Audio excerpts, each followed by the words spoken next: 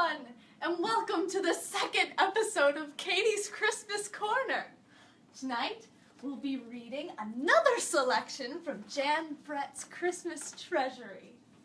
Let's see, like I said last time, we'll be reading The Wild Christmas Reindeer.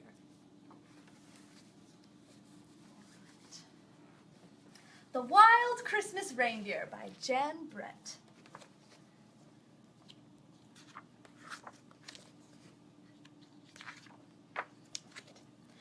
Tika was excited and a little afraid.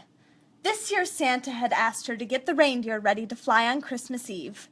Tika had never done this before and she wanted everything to be perfect. Tika lived up in the Arctic in the shadow of Santa's winter farm. The last of the snow geese had flown south and everyone's mind was on Christmas. The workshop was alive with the sounds of saws, sawing, hammers hammering, and brushes painting as they all worked to have the toys and presents ready for delivery on Christmas Eve. Tika knew it was time for her to go in search of the reindeer. They had been out on the tundra, wild and free, since last Christmas, and Tika was sure they wouldn't want to go back to Winter Farm to train. She would have to be strong and firm. At last she found them, Bramble and Heather, Windswept and Lichen, Snowball, Crag, Twilight, and Tundra. Tika took a deep breath and shouted, "Let's go! Move, move, move!" The reindeer were bewildered by Tika's voice. Their heads went up to see who this loud creature was. But they let her herd them together and headed back toward Winter Farm. Tundra gave her the most trouble. Tika didn't know that he considered himself the leader and was not used to being bossed around. He liked to stay next to Twilight, but she was separated from him and running near the front. When they got to the barn, Tika put them in different stalls. Tundra snorted impatiently.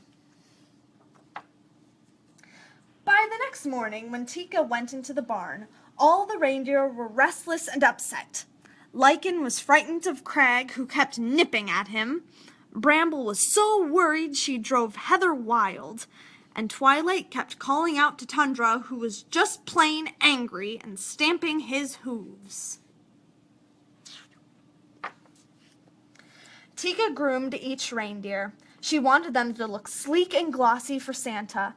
One by one she brushed and combed their coats and pushed and pulled at their tangled manes. She brushed so long and hard that their ears started to turn pink. Tika took the reindeer outside. Now she was ready for the real training to begin. Snowflakes danced in the air as she tried to stand them in two lines and put on their harnesses, but they wouldn't stay lined up. She had put Tundra at the back with Heather instead of at the front with Twilight, so he kicked out at Heather, who then bolted into Bramble. Tika scolded the reindeer. "Don't move!" she cried, but they all ran off wide-eyed, and she had to go after them and bring them back. The next day, Tika harnessed the reindeer in the barn before taking them out into the snow. Everything went right until she got them lined up outside and tried to steer them, first to go to the left and then to go to the right. To make the sleigh fly, they would need to pull together smoothly, but everything went wrong. Tundra crashed into Heather, Snowball blew up at Bramble, Windswept knocked over Twilight, and then Lichen locked antlers with Crag. "Stop!" Tika cried as she watched the reindeer paw the air. "Unhook!" she shouted as they tried to free their long antlers. Then Lichen and Crag fell over into the snow. The harder they pulled, the more their antlers locked. The reindeer were frantic, and Tika only made it worse by yelling at them.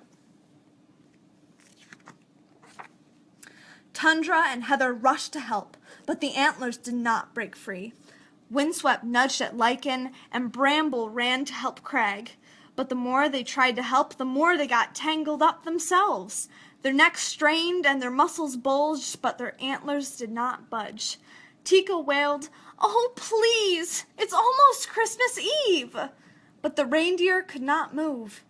A frosty silence hung in the air. Tika looked at the tangled reindeer, once so bold and free, and began to cry. "It's my fault," she said. "I spent all my time yelling at you instead of helping. I'm sorry." And one by one she gave each reindeer a hug.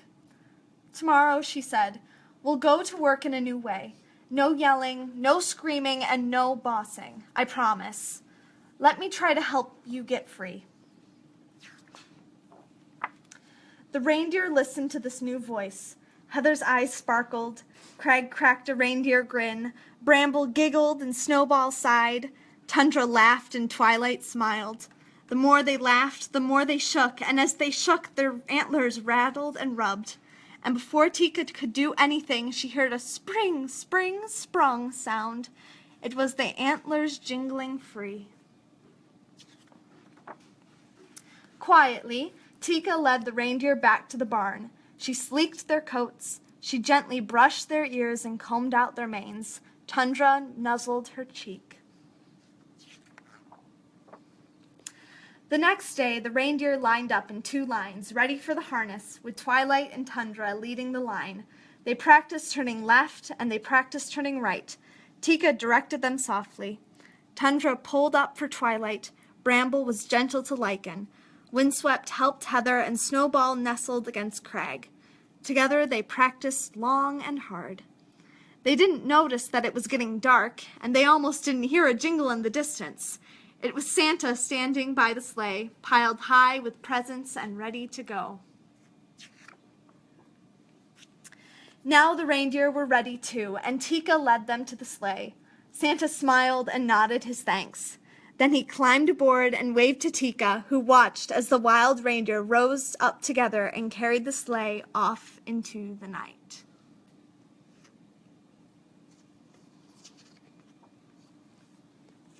The end. Thank you so much for joining me for the 2nd episode of Katie's Christmas Corner. Tomorrow we'll be reading The Trouble with Trolls at 8 o'clock here on Facebook. I'll see you tomorrow, and until then, have a wonderful evening and Merry Christmas.